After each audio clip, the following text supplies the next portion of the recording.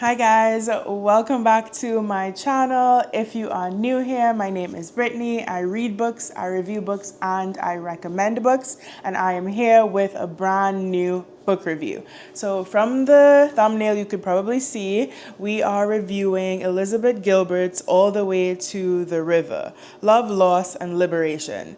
I read this book in 3 days, so I have lots of things to say, and I think it goes without saying, anytime I read a book in 3 days, it's like I loved it. Okay, so let's just start with that up front. But like a brief summary of the book. So the last time we heard about Elizabeth Gilbert, last time I heard about Elizabeth Gilbert, it was from when she had just completed her Eat, Pray, Love journey. She had went across the world. She was out of one divorce, but she was going to like eat her heart out. She was going to pray her heart out, and she ended up ending that book with finding herself like a new husband, and she was on this brand new journey. Fast forward to all the way to the river, and Elizabeth Gilbert is out of that marriage from her second marriage at the end of Eat, Pray, Love. She is in love with her best friend, who is a woman who is also dying of cancer, and she's also doing drugs.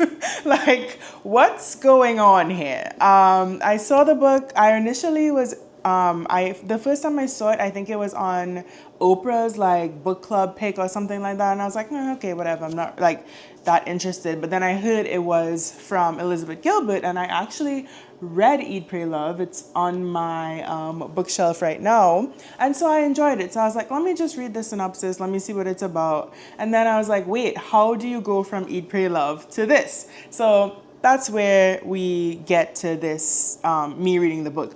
Also, this is actually like a very important fact. I won this book on a Goodreads giveaway. So that kind of propelled me even more to read the book. And people had a lot of questions about this, so actually I'm going to just include like a quick little, some quick information about Goodreads giveaways. I don't know how or when I signed up for it, but Goodreads sends me like emails whenever they have giveaways.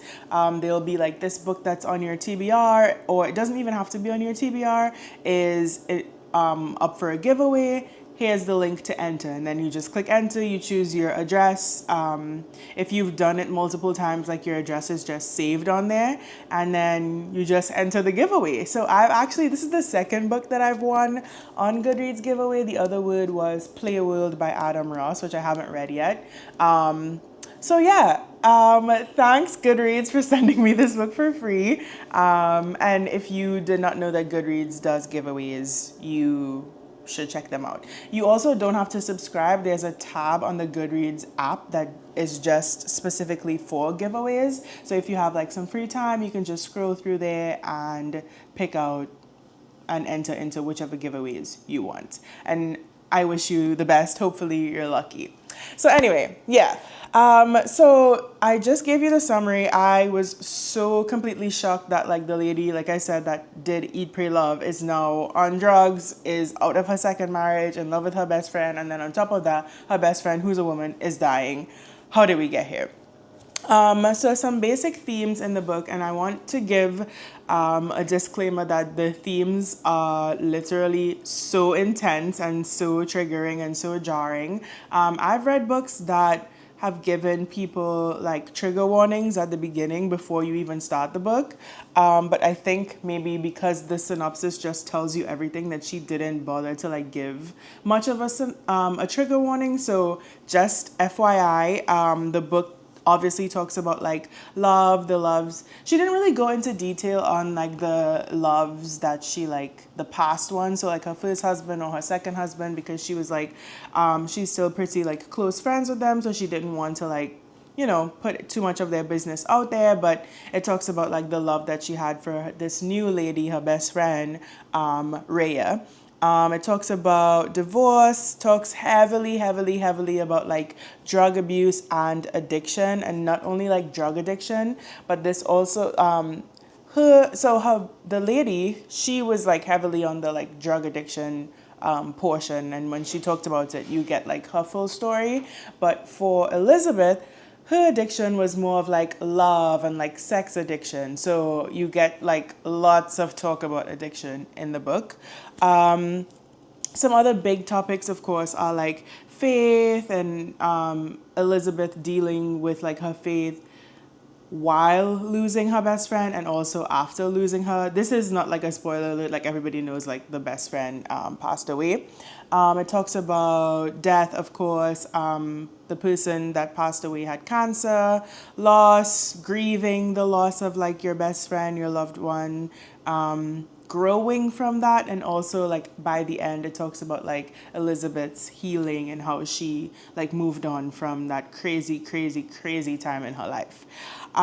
So yeah, I loved the way that the book was strung together. So I think I was telling someone at my job that it was like a perfect mix of storytelling but also like informative writing. So what I mean by that is like they'll give you like information about like where she's at the time of writing. So like her and Rayya, let's say they're doing well and like they're going on book tours and going to events together, and she's like building up like this is what we did and this is like, you know, telling the story of her and Rayya.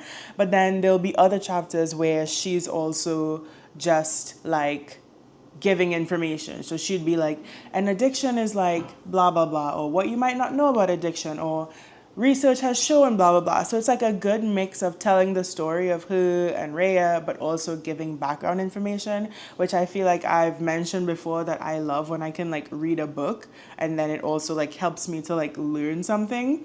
So I loved that it was like a mix of those two.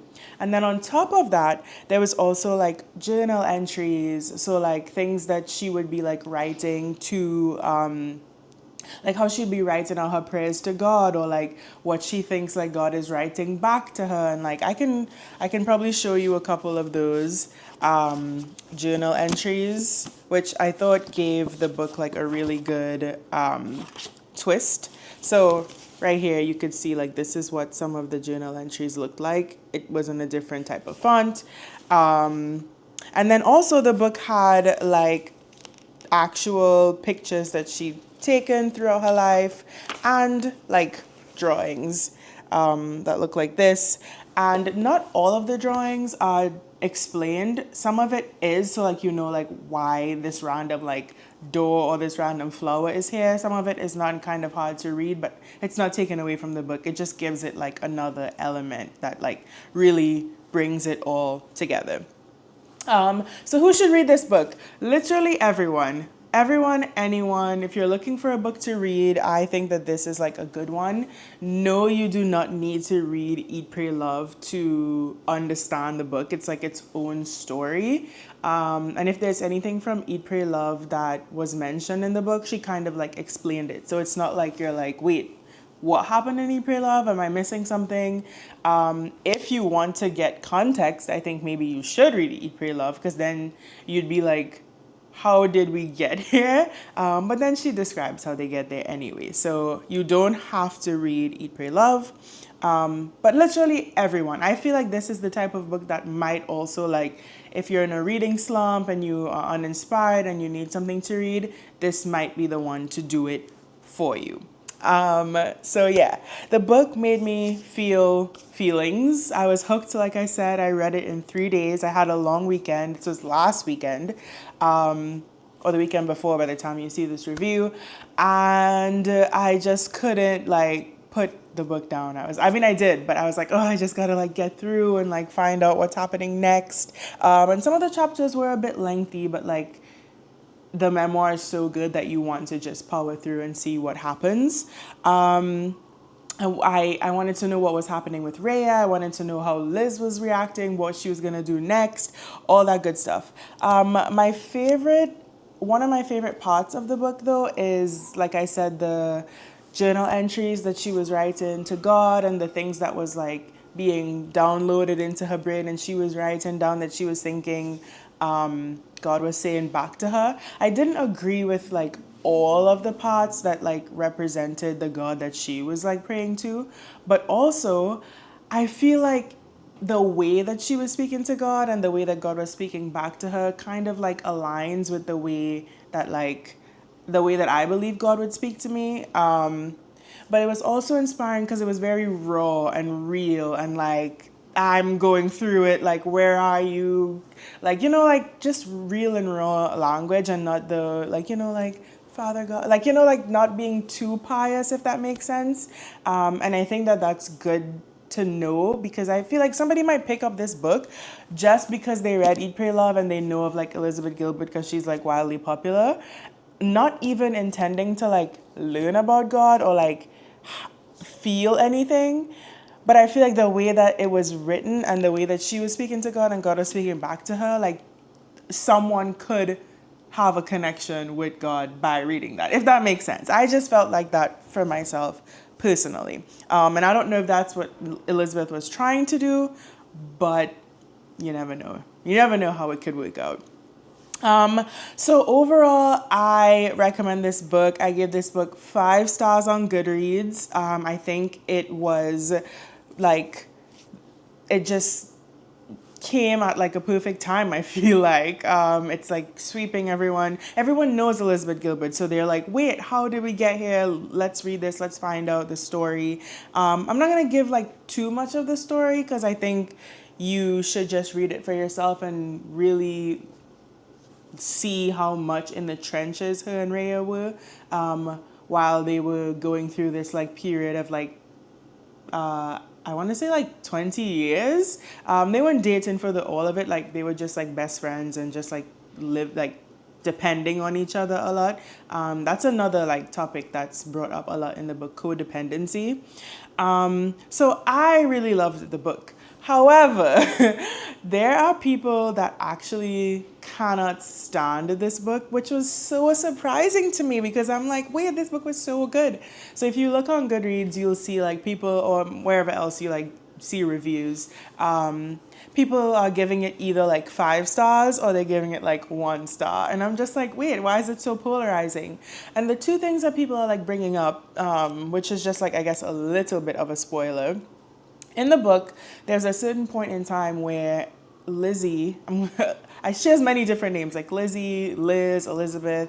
Liz, she's in the book and she's going through she's in the trenches with Rayya, and Rayya's doing drugs. Rayya has cancer. Rayya has been given a short period of time to live, and it's just really tough. Like she can't get any sleep. If she's sleeping, like sometimes Rayya will like wake her up to tell her this like a crazy story, or like if she's not giving her all the attention or spending all the time with her, like Rayya would be like, you just want me to die, like all this madness. So not only are they like both kind of doing drugs, but also she's sleep deprived and she's just literally losing her mind. And so there was this point in time when she like briefly thought about like making her overdose, or like basically like murdering her, killing her, right? And people on Goodreads are just like, this lady is insane. Like we should not be giving her all this like props and whatever. Like she's deranged and she deserves to be in jail. And I'm just like,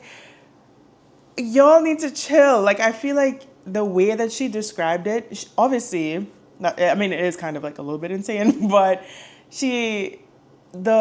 the what's it called, the context of it makes sense, right? So like to give the book 1 star because of that like one part, I don't know if I fully agree with. Y'all can let me know in the comments. And then there was this other part that people kept bringing up of like, again, calling Liz insane, of like, so there was this spot where she was doing like psychedelic drugs, and she had this like little trip where she interviewed Rayya's cancer cells, and this is on a trip, by the way, and she's like asking it like, how did it feel to like kill my best friend and all this madness.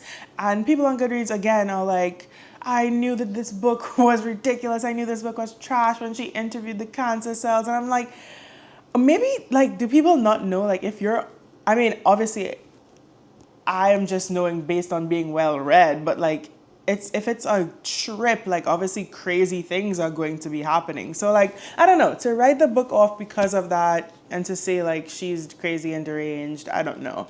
But that's just my opinion. I gave the book 5 stars, just letting you know, like some people online are like, this book is, people are like I'm not even finishing reading this book. It's not worth my time. So I'm actually very interested to see like what other people say. The book is relatively new, so I think people are still like reading or hearing about it. It's getting more and more popular, obviously, because like Oprah is talking about it and it's on her list and all this good stuff. So I say all that to say, I 100% recommend All the Way to the River by Elizabeth Gilbert. If you want to read Eat, Pray, Love before, Eat, Pray, Love is like much shorter and can give you a little bit more context.